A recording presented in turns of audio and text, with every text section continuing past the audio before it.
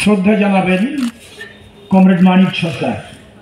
একে একে শ্রদ্ধা জানানোর জন্য অনুরোধ করছি পার্টি রাজ্য সম্পাদক মণ্ডলীর সদস্যগণ এবং পার্টি রাজ্য কমিটির সদস্যগণকেও একে একে এসে শ্রদ্ধা জানানোর জন্য অনুরোধ করছি। এবং 1982 সালে রাজ্য সম্পাদকমূলক নির্বাচনের মধ্য দিয়ে দেশের রাজনৈতিক পরিস্থিতির মধ্যে একটা পরিবর্তনের হাওয়া বইতে শুরু করেছে। আপনারা লক্ষ্য করছেন পার্লামেন্টের ভেতরে নতুন সুর, পার্লামেন্টের বাইরে আবার কৃষক আন্দোলন, শ্রমিক আন্দোলন, যুবকদের আন্দোলন, ছাত্রদের আন্দোলন কি চলছে পশ্চিমবাংলায়। 2011-র পর থেকে যেখানে একদলীয় স্বৈরশাসন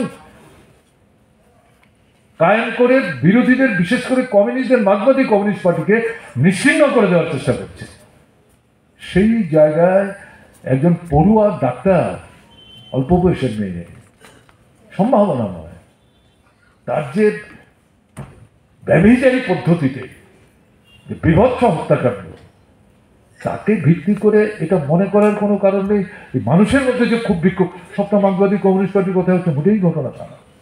মার্ক্সবাদী কমিউনিস্ট পার্টি ঘটনা শোনার পর তাৎক্ষণিক যে ফার্স্ট রিয়াকশন তারা হয়তো দেখিয়েছে, কিন্তু 14 তারিখ রাত 11টা থেকে স্বাধীনতার প্রাগ মুহূর্তে হাজার হাজার মায়েদের, বোনেদের যে সমাগম অপ্রত্যাশিত। আমি 10:50 থেকে 12:20 পর্যন্ত ঠায় এক জায়গায় দাঁড়িয়ে বসবার চিন্তা করিনি, এই টিভির সামনে দেখছিলাম, আর যে চেহারাগুলো দেখছিলাম মানে অবিশ্বাস্য। এদের বিরাট অংশ কোনোদিন এই ধরনের ডেমোক্রেটিক মুভমেন্টের কোনো মিছিলে, মিটিংয়ে আসতে পারে এতে দেখলেও কিন্তু বিশ্বাস করা যায় না। এবং সেই যে স্রোত শুরু হয়েছে আজও চলছে, আজও চলছে।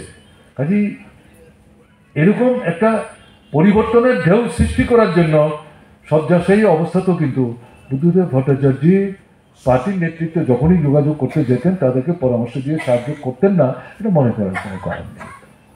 আমরা ত্রিপুরাতে বেশি সুলভ সন্ত্রাস চলছে, 18 পরে ভোট বন্ধ, আপনাদের সামনে এটা ব্যাখ্যা করার দরকার নেই।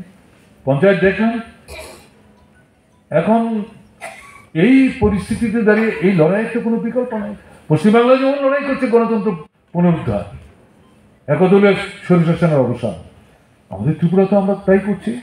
গণতন্ত্র পুনরুদ্ধার করতে না পারলে, একদলীয় স্বৈরশাসনকে মোকাবেলা করতে না পারলে, ডেমোক্রেটিক মুভমেন্টও ডেভেলপ করবো না। তাদের ডেভেলপ না করে আমাদের জীবনের দৈনন্দিন যে অর্থনৈতিক সমস্যাগুলো, এগুলো সমাধানের সংগ্রাম আমরা কী করে করব? বলে এই যে আবহাওয়াটা পরিবর্তন হচ্ছে, এর মধ্যে দাঁড়িয়ে নতুন নতুন মানুষের সমাগম হচ্ছে, পশ্চিমবাংলার এই যে ঘটনা, যেটা উদ্দীপিত করছে ত্রিপুরার মানুষদেরকে, এটাকে ভাবনায় রেখে এই মুহূর্তে